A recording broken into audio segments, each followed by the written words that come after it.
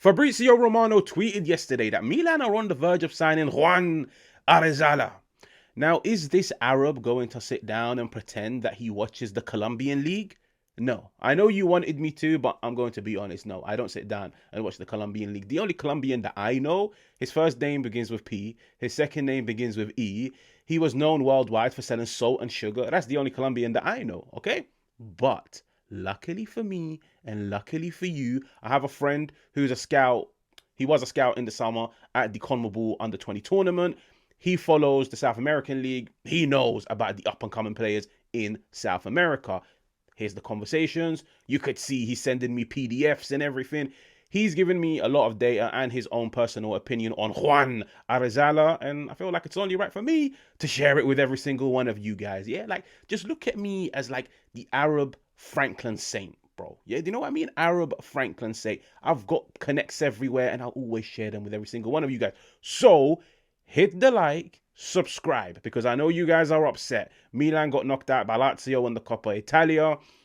Listen, let's move on to other things. Let's talk about Juan Arizala. In this video, we'll just break down how well he's doing, what could he bring to Milan, why Milan are interested in him in the first place, like what has he done to catch their eye, and why a lot of clubs in Europe actually wanted this kid, but he chose Milan, okay? Let's get into it. Okay, so from what I know, Arizala was a left winger, and throughout the years he got dropped into a left back position, and he's impressed a lot of people because he's very dynamic. He's very good at carrying the ball. He's very good at creating goal scoring opportunities. Like when it comes to the tournament in the summer, the Conmebol U20, he was one of the standout performers, and a lot of people, like even if you were to go online, you see a lot of Colombians speaking highly of him. A lot of journalists in and around South America, they were saying this dude was one of the standout performers in that tournament. Yeah, and I even like saw a report that said, like, when it comes to South America, every few years you get yourself a ridiculous talent coming out of there, and clubs will pounce and grab them for a bargain. A lot of people are saying this is very similar to when like Caicedo was in Ecuador, and people looked at him and said, wow, he's available for 4 million. Go and look at what career he's gone on to have. 4 million to Brighton, and then Brighton selling for what, 115 million. The potential apparently is very, very, very similar. And that's why, like, even online, you see a lot of people are excited by this move, like, in particular, South Americans, journalists, Colombians, okay? Now, let's break down his numbers.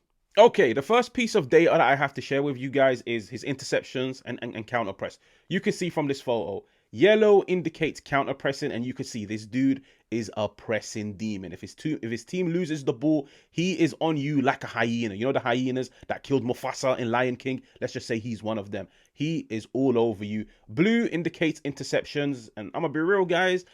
From looking at this, and these are his numbers throughout a tournament, they look very, very, very impressive. You can see he makes a lot of interceptions. You can see he counter presses all over the field, predominantly down the left-hand side, because I believe in that tournament, he did play as a left back / left wing back. These numbers are great because you could see he makes that left flank his territory. On the ball, off the ball, his reading of the game is good. Okay, the next picture shows progressive runs and progressive passes. The black arrow indicates a progressive carry. So like it shows you he's carrying it 5, 10, 15, 20, 25 yards. The white arrows, I really hope and pray that you guys can see the white arrows. The white arrows is a progressive pass. So this little footage just shows progressive passes and progressive carries. Brother, look at how many white arrows there are. Look at how many white arrows. Like, fair enough, this is throughout an entire tournament, but I'm going to be so honest with you guys. This dude looks like a ball progressing demon. And now I'm beginning to understand, like, especially after reading the PDFs and all of the files, I'm now beginning to understand why a lot of people rave about him, why a lot of journalists are raving about this move. And after the tournament, they all said, this kid has got a very, very, very high ceiling, and one of the top European clubs will definitely snap him up. This dude looks great. I'm gonna be real, this dude looks great. Now, of course, take it with a pinch of salt. It is charts, it is stats. How can it translate into Serie A? Like, can it translate into Serie A? How can it translate into Allegri ball or whoever the coach will be in the next 2 to 3 years? It's all about developing this kid. But you could see at a young age, he's got potential. And this is where I do now look at Milan. I do look at the board and I say 50% of the job has now been done. What is the first 50%? The fact that you managed to sign him and convince him to come to Milan in comparison to all of the other clubs that wanted him. So you've done 50% of the job, which is convince him to come to Milan. Just because he's now come to Milan doesn't mean he's going to hit the ground running. Doesn't mean he's going to go on and fulfill his potential. Fulfilling potential now falls in the hands of Milan, of Tare, of Allegri, of the coaching board. You need to look at this kid, see what he's good at, see what he's not good at, nurture him, develop him, aid him, give him that necessary experience, coach him. I used the example of Caicedo earlier, where Caicedo was great in Ecuador, but I'll tell you guys for free, what made Caicedo was the move to Brighton. Brighton is like one of the best clubs in the UK when it comes to developing young players. Look at how many players they sign for peanuts and they go on to sell them for a ridiculous price. Their development program is one of the best in the world. That's where I'm now looking at Milan and saying, I know for a fact, they've watched him, they looked at all of these numbers and they've thought, this kid has got serious potential. 50% of the job has been done, now work on the other 50%. But these are progressive runs and progressive passes. Now, in his own third, defensive duels ones in his own third. Once again, these are great. Like, these are great. You could see, once again, the left-hand side is his territory. I'm the king of the left, okay? Arizala, you could see he wins it, bro. And even when he does drift inside into midfield, maybe it's defending the transition or something, this kid wins his duels, yeah? Like, from what I know, I believe he's just over 6 foot, left-footed, very, very, very fast. Like, that's one thing that I've read a lot of journalists say. Apparently, he is rapid. So you could see he's good on the counter, he's good off the ball. He's got that South American bite, like where like he's aggressive, he's tenacious, he's a warrior, he's a fighter. These numbers are great, guys, I'll be honest. Now, this next photo shows progressive runs and progressive passes, but breaking it down per 90. And I'll be real, when you look at some of these numbers, you begin to understand why there's so much hype around this kid. Progressive runs, he's ranked third. He averages 2.81 per 90, which is very good. Like, it's very impressive, especially when you bear in mind, like, he's still young, he's still learning the game. The fact that he is a winger, that he's playing as a fullback, I think he's doing really well in that department. Progressive passes, he's ranked 5th. Arizala makes 5.17. The reason why that impresses me is because I don't look at fullbacks and say, you guys need to be as progressive as centre-backs. Let me explain.